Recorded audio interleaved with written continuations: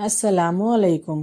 الحمدللہ ہم سب رمضان المبارک کے بابرکت مہینے میں داخل ہو چکے ہیں۔ دعا ہے کہ اللہ تعالی ہمیں اس مہینے کی بے شمار رحمتیں، برکتیں اور مغفرتیں نصیب فرمائے اور ہمیں رمضان کو ایسے گزارنے کی توفیق عطا فرمائے جس طرح سے ہمارے پیارے نبی صلی اللہ علیہ وآلہ وسلم اور اصحاب کرام گزارا کرتے تھے۔ تو انشاءاللہ آج کی ویڈیو میں ہم ایک بہت خاص ٹاپک پر بات کریں گے۔ ہماری جو بہنیں رمضان میں پیریڈز کی وجہ سے پریشان ہو جاتی ہیں، ان کے جو خاص دن ہوتے ہیں، وہ سوچتی ہیں کہ ہم ان دنوں میں عبادت نہیں کر سکتے۔ تو میری پیاری بہنوں، روزہ تو آپ نہیں رکھ سکتی، لیکن کچھ عبادت ایسی بھی ہیں جو آپ اپنے خاص دنوں میں بھی کر سکتی ہیں اور رمضان کے مہینے کی برکتیں اور رحمتیں سمیٹ سکتی ہیں، کیونکہ کہیں نہ کہیں سب لڑکیاں یہ چاہتی ہیں کہ رمضان میں ہمیں پیریڈز نہ آئیں تاکہ ہم روزہ رکھ سکیں اور عبادت کر سکیں، لیکن یہ چیز قدرتی ہے، اس میں ہم کچھ نہیں کر سکتے، یہ اللہ کے حکم سے ہوتا ہے، ان کے آنے کا بھی ایک اہم مقصد ہوتا ہے۔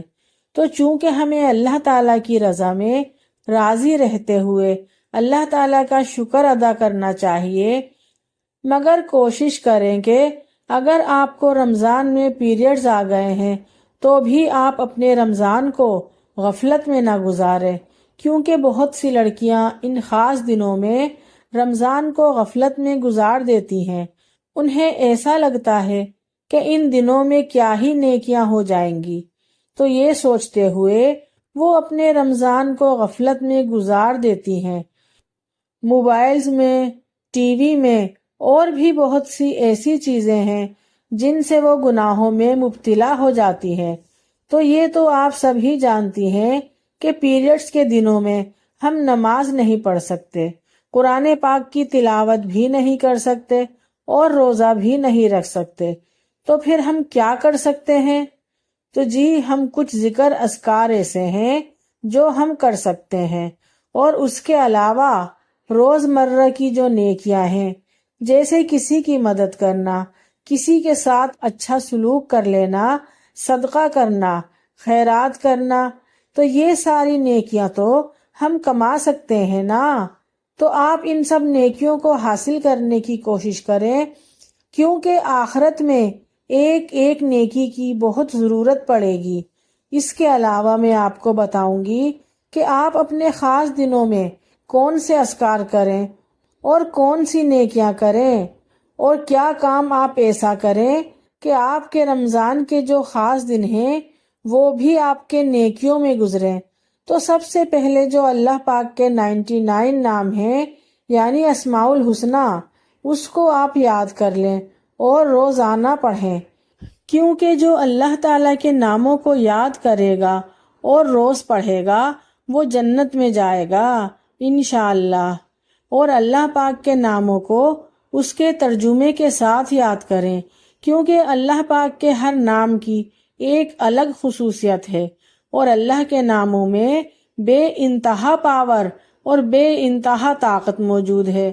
اللہ پاک کے ناموں میں بے شمار برکتیں چھپی ہوئی ہیں، تو ان ناموں کو ہم ان دنوں میں یاد کر سکتے ہیں، کیونکہ یہ اللہ کے صفاتی نام ہیں، اور ہمیں اللہ کو اس کے صفاتی ناموں سے پکارنا چاہیے۔ اور میری وہ تمام بہنیں جو رمضان میں اپنے خاص دنوں میں پریشان ہو جاتی ہیں، وہ یہ کام ضرور کر لیا کریں۔ نمبر 1، خلوص نیت کے ساتھ یہ سوچیں کہ یہ شرعی عذر ہے اور اللہ تعالیٰ کی طرف سے ہے۔ اگر یہ عذر نہ ہوتا تو میں بہترین انداز میں عبادت میں مشغول ہو کر اپنے رب کو راضی کرتی۔ اس اچھی نیت اور ارادے پر مقبول عبادت کا انشاءاللہ اجر و ثواب ملے گا۔ نبی اکرم صلی اللہ علیہ وآلہ وسلم نے غزوہ تبوک کے موقع پر فرمایا، کچھ لوگ مدینے میں ہمارے پیچھے رہ گئے ہیں، لیکن ہم کسی بھی گھاٹی یا وادی میں جہاد کے لیے چلیں تو وہ ثواب میں ہمارے ساتھ ہوتے ہیں۔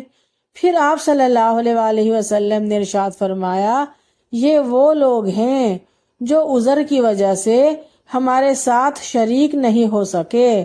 صحیح بخاری۔ اچھا جی، نمبر 2 ہے عبادت کرنے والیوں کے ساتھ تعاون کرنا۔ ایسی خواتین جو عبادت، تراویح اور تہجد میں مصروف ہیں، گھر کی دیگر خواتین ان کے ساتھ تعاون کر کے ان کی عبادت کے برابر اجر و ثواب حاصل کر سکتی ہیں، اور یہ تعاون ان کے گھر کے کاموں میں ہاتھ بٹا کر، ان کے لیے سحری اور افطاری کر کر، ان کے بچے سنبھال کر اور دیگر طریقوں سے کیا جا سکتا ہے۔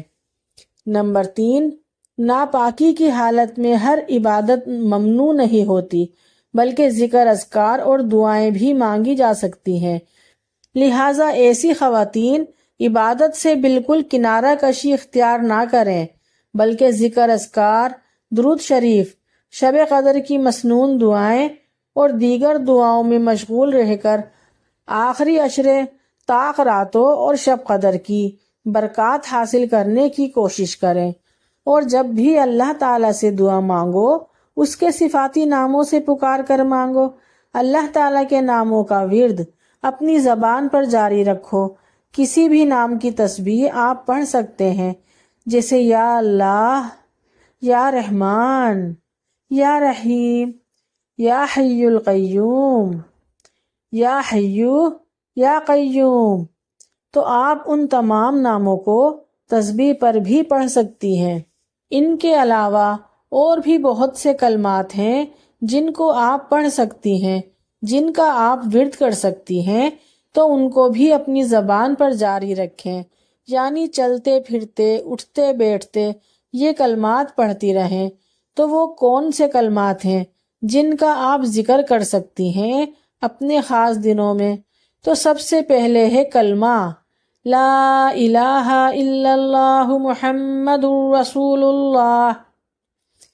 پھر تیسرا کلمہ بھی آپ پڑھ سکتی ہیں، جیسے سبحان اللہ والحمد للہ ولا الہ الا اللہ واللہ اکبر ولا حول ولا قوة الا باللہ العلی العظیم۔